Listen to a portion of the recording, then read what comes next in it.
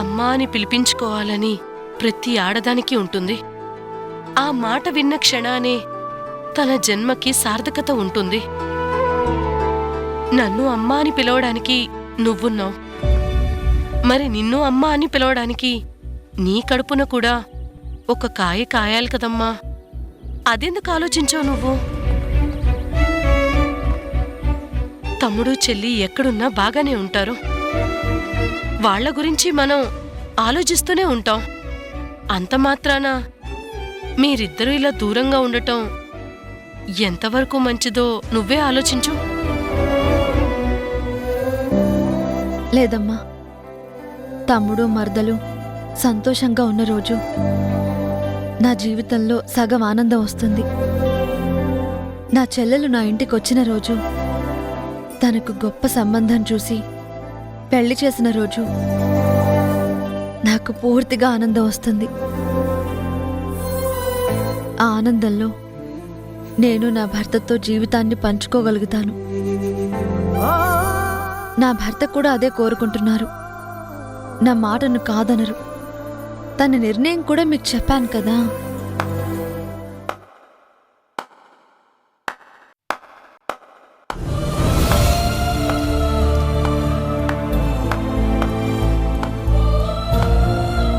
అమ్మా రాణి, కన్న తల్లి కన్నా పెంచిన తల్లికి మమకారం ఎక్కువ ఉంటుందని కథల్లో చెప్పారనుకున్నాను. కానీ వాస్తవానికి కథగా రాశారని ఇప్పుడే తెలుసుకున్నాను.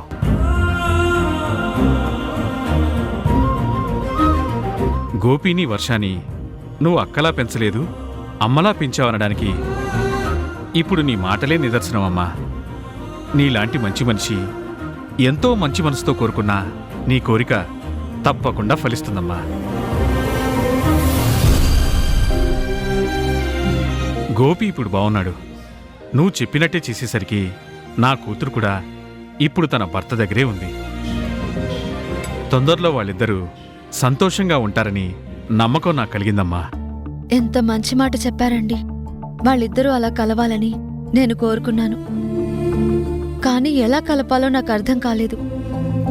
ఇలా చేస్తే బావుంటుందని మీరొక సలహా ఇచ్చారు. కానీ దాన్ని ఆచరణలో పెట్టింది మీరే. ఎంతో శ్రమ తీసుకుని ఈ పని చేశారు. నాకున్న సర్కిల్ని నేను వాడానమ్మా. హారిక కూడా ఈ విషయంలో చాలా సపోర్ట్ చేసింది. కానీ నీ నిర్ణయం ఇంతలా ఫలిస్తుందని నేనెప్పుడూ ఊహించలేకపోయాను. ఇప్పుడు సుష్మని రమ్మన్నా మా ఇంటికి రాదు. తన భర్త దగ్గరే ఉంటుంది. తొందరలోనే తన వాళ్ళు ఎవరో కూడా తెలుసుకుంటుంది. చాలా సంతోషం అండి. మీ కూతురు చెడ్డది కాదు, కానీ చెప్పుడు మాటలు వినే అలవాటు తనకుంది. అదొక్కటి మానేస్తే తన జీవితం ఎంతో బాగుంటుంది. తల్లి నేర్పిన బుద్ధి కదమ్మా. ఒక అంతట పోదు. ఉగ్గుపాలు పోస్తూ కూడా ఇలా ఇంకోళ్ళ మీద ఏడటం నేర్పించింది. ఇప్పుడిప్పుడే కదా తను చేసిన తప్పేంటో తెలుసుకుంటుంది. అందుకే మమ్మల్ని కాదు అనుకుని గోపి దగ్గరికి వెళ్ళిపోయింది. ఇంతలా మారిన సుష్మా తొందరలోనే పూర్తిగా మారుతుందన్న నమ్మకం నాకిప్పుడు వచ్చింది. మా రాణి ఏం చేసినా అందరి మంచి కోసమే చేస్తుందండి. ఆ ఫలితం కూడా మంచిగానే వస్తుంది. నిజం చెప్పావమ్మా. అమ్మా రాణి, తమ్ముడి జీవితాన్ని నిలబెట్టావు. తప్పకుండా వర్ష కూడా తొందరలోనే వస్తుంది.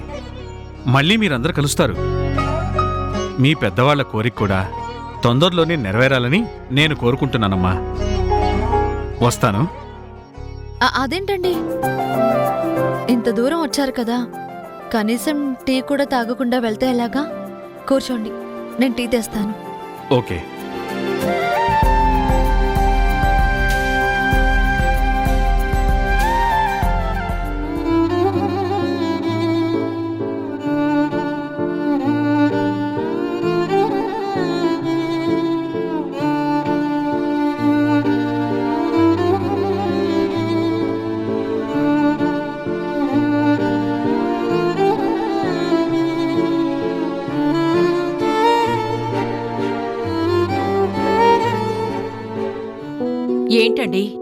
ఎవరికోసమో ఎదురుచూస్తున్నట్టున్నారు?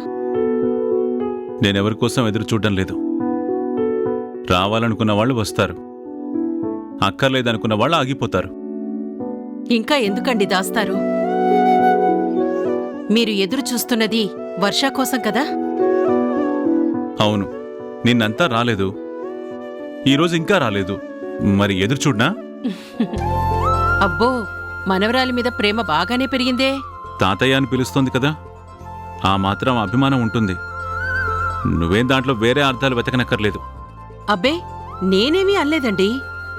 వర్షని మీరిలా చూసుకుంటున్నందుకు నాకు చాలా ఆనందంగా ఉంది అంటున్నాను.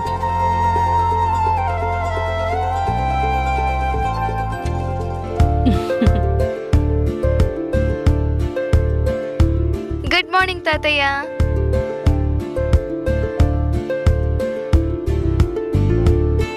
గుడ్ మార్నింగ్ తాతయ్య.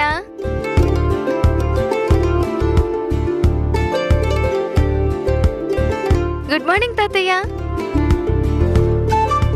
అదేంటి తాతయ్య, నేను మాట్లాడుతూ ఉంటే మీరు అలా తిరిగిపోతున్నారు ఎందుకు?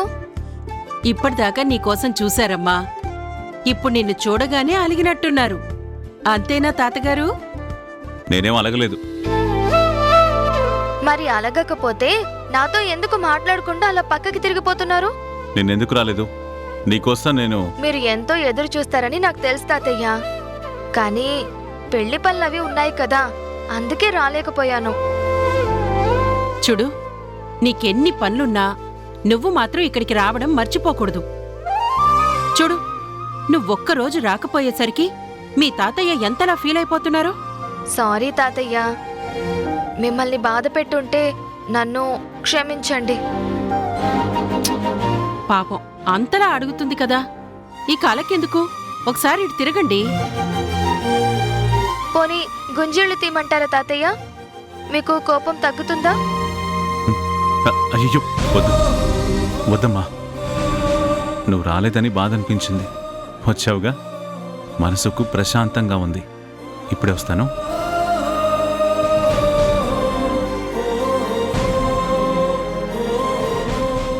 ఏంటి నానమ్మా, తాతయ్య మరీ ఎంత అభిమానం చూపిస్తున్నారు? ఆయనకి నీ పేరంటే అంత ఇష్టం. నువ్వే తన సొంత మనవరాలు అని తెలిసినప్పుడు ఇంకా ఎంత ప్రేమని కురిపిస్తారో ఆలోచించు. ఇన్ని రోజులు ఈ ప్రేమ కోసమే నువ్వు తప్పించావు. ఇప్పుడు ఆయన నిన్ను అంత అభిమానంగా చూస్తుంటే నాకు చాలా సంతోషంగా ఉంది. ఆ మూడు ముళ్ళు తొందరగా పడిపోతే నిజాన్ని బయటికి చెప్పొచ్చు. తన మనవరాలు పేరున్న మనిషివి మాత్రమే కాదు, తన సొంత మనవరాలివి నువ్వని తెలిస్తే ఆయన ఆనందానికి ఇంకా అవధులే ఉండవు. అమ్మా వర్ష, ఇలా రా.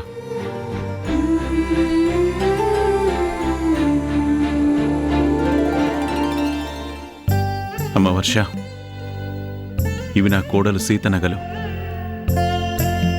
తను మాకు దగ్గరవ్వాలని ఎన్నో ప్రయత్నాలు చేసింది, కానీ అప్పుడు మూర్ఖంగా నేను నా కొడుకు కోడల్ని దూరం చేసుకున్నాను.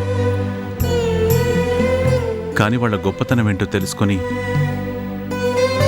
వాళ్ళని గుండెల్లో పెట్టుకుని చూసుకుందాం అనుకునేసరికి ఆ భగవంతుడు వాళ్ళని మా నుంచి దూరం చేశాడు. నేను చేసిన తప్పుకి ఆ దేవుడు నాకింత శిక్ష విధించాడు అనుకుంటాను. లేదు తాతయ్య, మీరు ఎప్పుడూ ఎలాంటి తప్పు చెయ్యరు. మనుషుల మధ్య మనస్పర్ధలు ఉంటాయి, ఒక్కొక్కసారి అయిన వాళ్లను కూడా దూరంగా ఉంచేలా చేస్తాయి.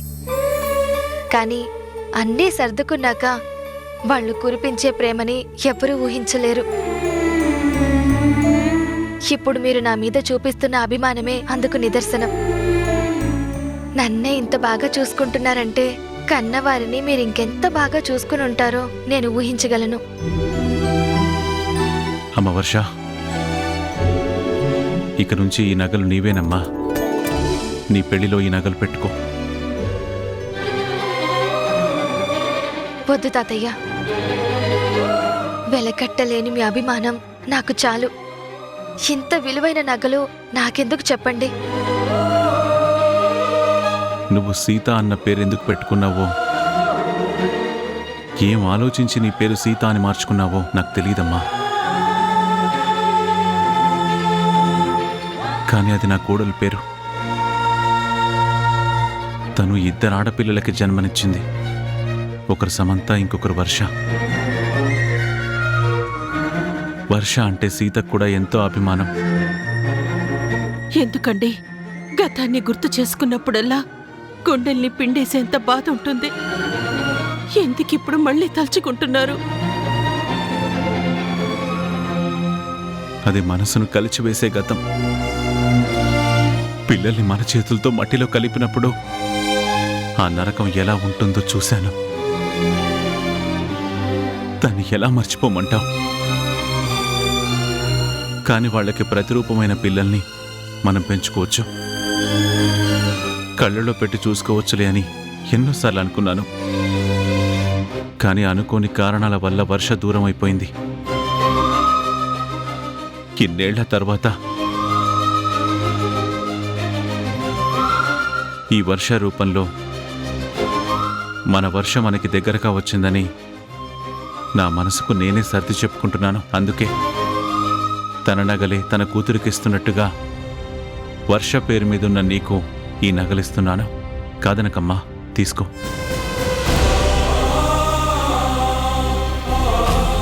ఇంకా ఏం ఆలోచిస్తున్నావమ్మా?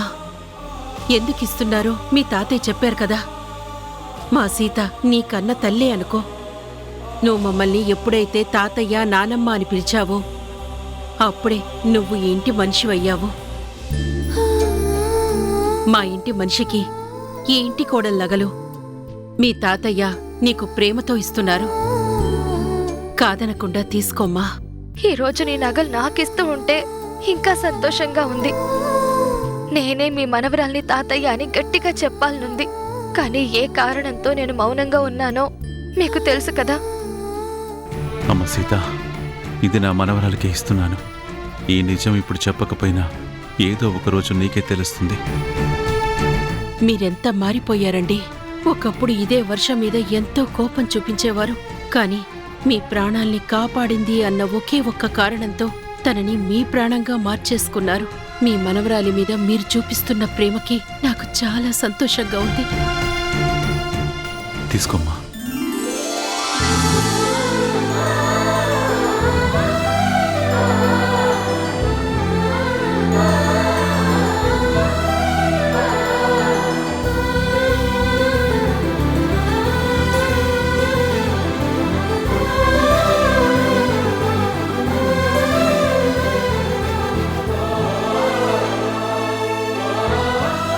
చల్లగా ఉండమ్మా. మంచి వాళ్ళని ముందు అపార్థం చేసుకుంటామనడానికి అప్పుడు సీత, ఇప్పుడు నువ్వు నిదర్శనం. సీతను కూడా ముందు ఇలాగే తప్పుపట్టాను. తర్వాత సీత గొప్పతనం తెలుసుకున్నాము. అలాగే ముందు నీ మీద కూడా కోపం పెంచుకున్నాను. తర్వాత నీ గొప్ప మనసేంటో తెలుసుకున్నాను. ఎప్పటికీ నాతోనే ఉండమ్మా, మా దగ్గరే ఉండు.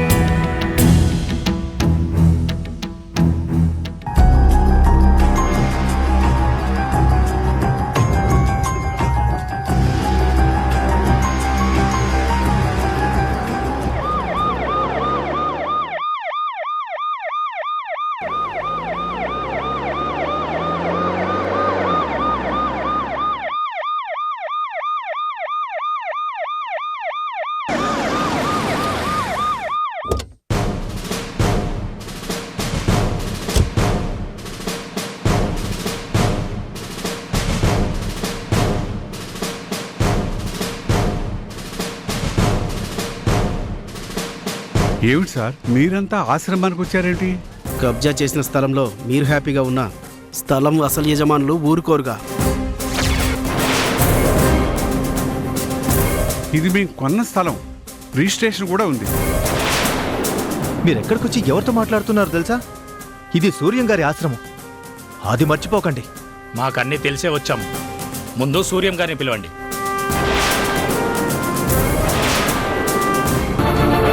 ఏంటి విషయం?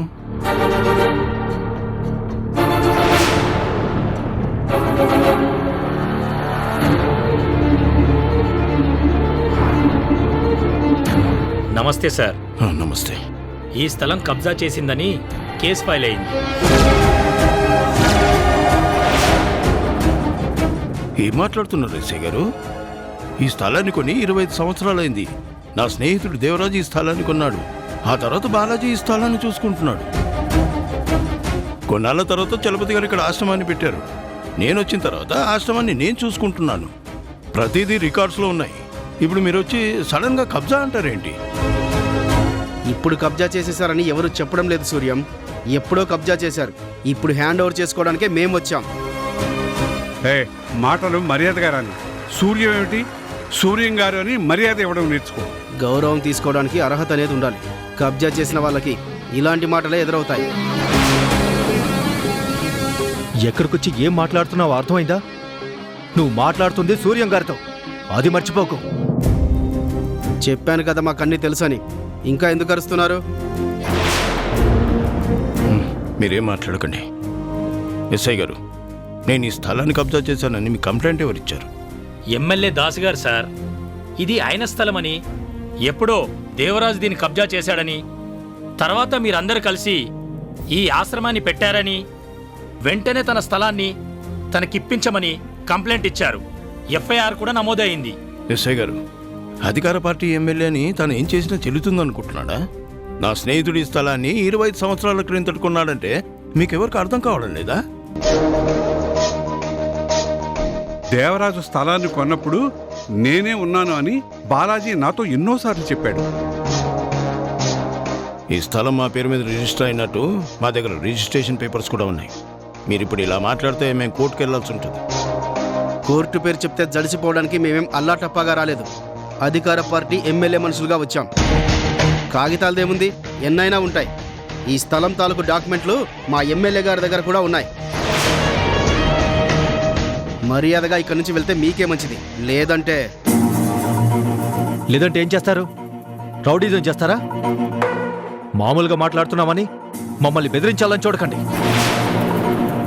మీరు రౌడీజానికి దిగితే మేము కూడా మీ మీద రౌడీజం చేస్తాం.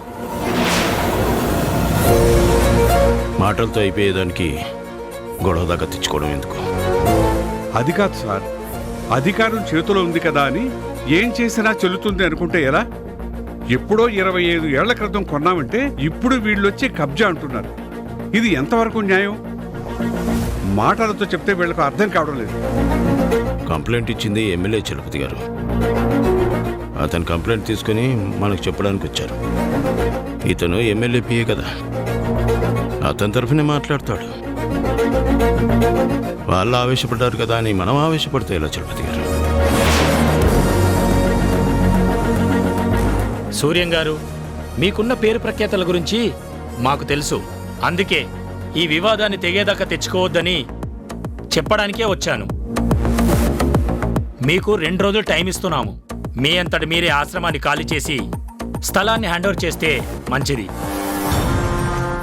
లేదంటే పరిణామాలు ఎలా ఉంటాయో మీకు తెలియంది కాదు. ఎస్ఐ గారు, మీకు వచ్చిన రిపోర్ట్స్ని బట్టి మీరు మాకు చెప్పడానికి వచ్చారు. కానీ ఇది మేము కబ్జా చేసిన స్థలం కాదు. ఇది మా సొంత స్థలం, మేం కొనుక్కున్న స్థలం. ఎన్నో సంవత్సరాల నుంచి ట్యాక్స్ మేమే కడుతున్నాం. ఇప్పుడు ఎవరో చెప్పారు కదా అని ఈ స్థలాన్ని వదులుకునే ప్రసక్తే లేదు. వదులుకోము అంటే మేము వదిలేసి వెళ్ళిపోతాం అనుకుంటున్నారా? ఎమ్మెల్యే దాసు గారు అధికార పార్టీ ఎమ్మెల్యే. కొంచెం ముందు వెనక ఆలోచించి మాట్లాడితే మీకే మంచిది. అధికార పార్టీ ఎమ్మెల్యే అయితే వెళ్ళి ప్రజలకు సేవ చేయమని చెప్పు, వాళ్ళలో మంచి పేరు తెచ్చుకోమని చెప్పు. మళ్ళీ పోటీ చేస్తే గెలిచేలా ప్రయత్నించమని చెప్పు.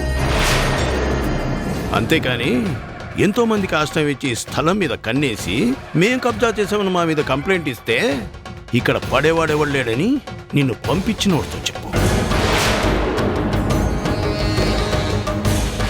నేను చెప్పాల్సింది చెప్పాను. ఆ తర్వాత ఏం జరుగుతుందో చూద్దాం. సార్, ముందు మీరు నోటీస్ తీసుకోండి. తర్వాత మీరు ఏం రిప్లై ఇవ్వాలనుకున్నారో ఇవ్వండి. లీగల్గా ఎలా ప్రొసీడ్ అవ్వాలో అలా ప్రొసీడ్ అవ్వండి. ఇదిగోండి. తీసుకోండి సార్. పదండి.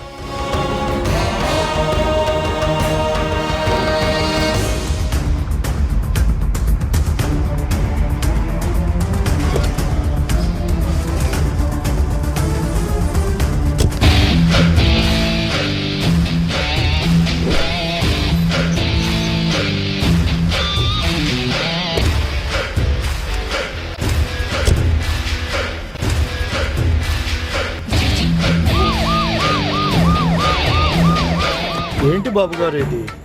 ఉన్న ఫలంగా వెళ్ళిపోమ్మంటే మనం ఎక్కడికి వెళ్ళిపోతాం? కొనుక్కున్న స్థలాన్ని కూడా కాదు అంటే ఎవరు మాత్రం ఏం చేయగలుగుతారు? మరి ఎలా మాట్లాడతారేమిటి సార్? నోటీస్ ఇవ్వడం ఏమిటి? ఈ స్థలాన్ని కబ్జా చేయాలనే ఉద్దేశంతో ఉన్నట్టున్నాడు. మనుషులను పంపించి భయపెడితే, పోలీసులతో నోటీసులు ఇప్పిస్తే మనం ఖాళీ చేసి వెళ్ళిపోతాం అనుకుంటున్నాడేమో. మీరు భయపడకండి, నేను వెళ్ళి మాట్లాడొస్తాను.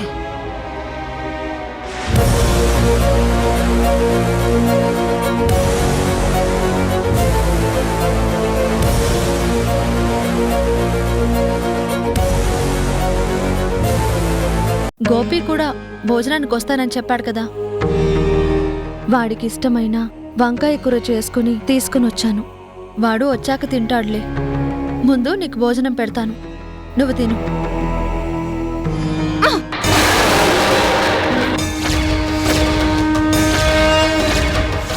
సుష్మా, ఏంటి పని? ఇంకా ఎందుకు నటిస్తున్నావు? మేం బాగుండాలని నువ్వు కోరుకోవటం లేదా?